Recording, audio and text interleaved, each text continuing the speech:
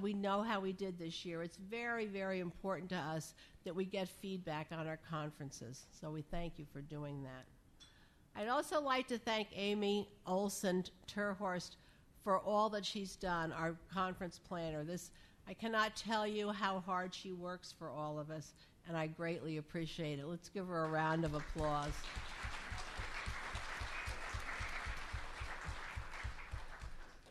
Okay. It's now my pleasure to introduce our first speaker. Liz Pasdrill was recruited by the State Independent Living Center away from the Independent Living Unit of the California State Department of Rehabilitation. Extremely knowledgeable about the independent living movement from many perspectives, she had worked 13 years at IL centers in California and Canada, including 4 years as an executive director here in Alameda County. Liz started her disability rights career in the 1980s, featured in an Emmy Award-winning documentary. In 1995, she testified before the U.S. Senate Subcommittee on Disability Policy regarding the employment provisions of the ADA. Her career has highlighted disability rights issues regarding employment, the ADA, earthquake response, and women's health. Currently, she mentors a teenager with a disability, serves on the Office of Disability and Health Steering Committee, the Blue Ribbon Advisory Committee for the Center for Personal Assistance Services at UCSF, and on the Board of Directors for the California Alliance for Women. It gives me great pleasure to introduce Liz Pasdrill.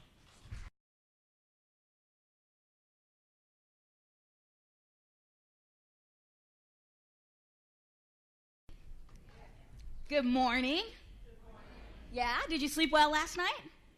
Yes. Had your coffee? Feeling a little bit awake?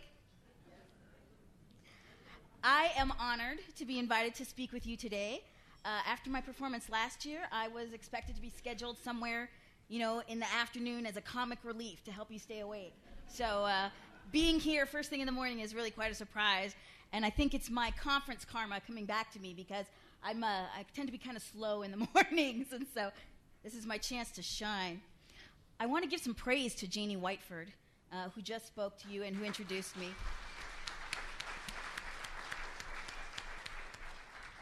Through my work, I have run into Janie several times in the last year because she's good about networking at different venues in the disability rights community in California. She keeps the issues of in-home supported services present in people's minds. I work with the State Independent Living Council, and she came to 2 of our different meetings to present about what was happening with IHSS. And I think that this is a good concept to think about and to hold close to you: repetition and persistence. So let's think about those, repetition and persistence. As I arrived yesterday, I recognized several familiar faces, many strong advocates. I wanted in particular to introduce Teddy Joy Remhild. Teddy Joy, would you mind standing up? Teddy Joy is presenting today about the 250% Working While Disabled program as a consultant with the California Health Incentives Improvement Project. And that's what you know about her from your binder. She is also appointed by the governor to the State Olmstead Advisory Committee, and she is the chairperson of the State Independent Living Council, which means she is my boss. So if you've got bad things to say, please don't say them near her. As I reviewed the materials before the conference, I recognized that you are covering some meaty topics, and I did a PowerPoint. And I wanted to give a little plug for the State Independent Living Council. We're a body of governor appointees, and we meet 4 times a year in public and several times by teleconference. Everything we do is open to the public. Our job is to learn about what kinds of unmet needs exist in California for people with disabilities related to independent living. And then we're responsible for assigning funding that comes from the federal government to projects to move forward and address these unmet needs. We got a fair amount of economic stimulus money, which has already gone out. At least 3 of those grants are Olmstead implementation related grants, and we're very excited about those. If you're interested, please come see me. I'd be happy to share with you more information about the State Independent Living Council and how you can participate, we also have a website, www.calsilc.org. Our next meeting is February 9th in Sacramento, and after that we'll be meeting in May in Santa Barbara. So I noticed that you were talking about some pretty important things today and tomorrow.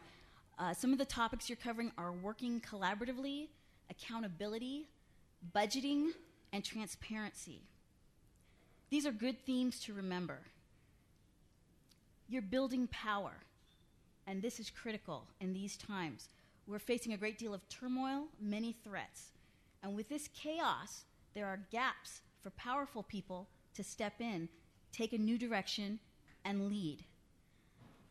Teddy, Joy, and I, just a couple weeks ago, were at a meeting of all the silks from all over the United States, and also from Puerto Rico and Guam and Samoa. We were all getting together, and that's considered a best practice. When you represent an advisory body, it's considered really good to get together with your other advisory bodies, your peers, and talk about things and compare notes and talk about how you can work together. So it's fantastic that all of you are here, because you are working on that, and you are working on building power to help the people that you represent. So what do I mean by gaps that powerful people can fill in? Well, when there's chaos, when there's budget cuts, when we're hurting, when the people that we're serving are hurting, sometimes we get anxious and we have trouble responding. And yet, at those times is the very best time for us to respond, because we're not the only ones who are anxious and having trouble responding.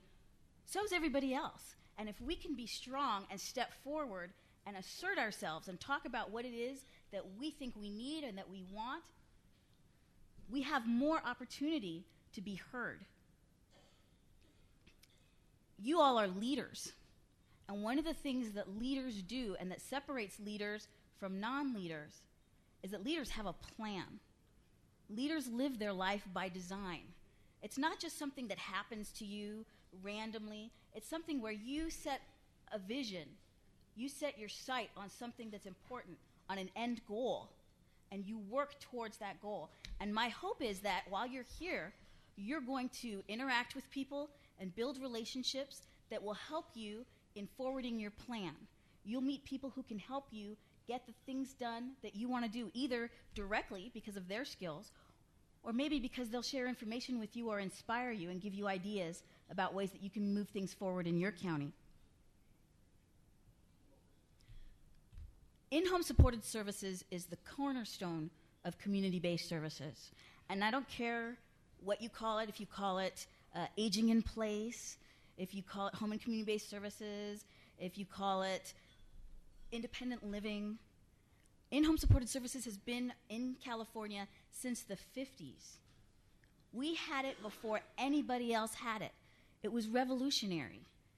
And I firmly believe that a lot of the progressive policies that California had back in the day are part of what makes us a world leader.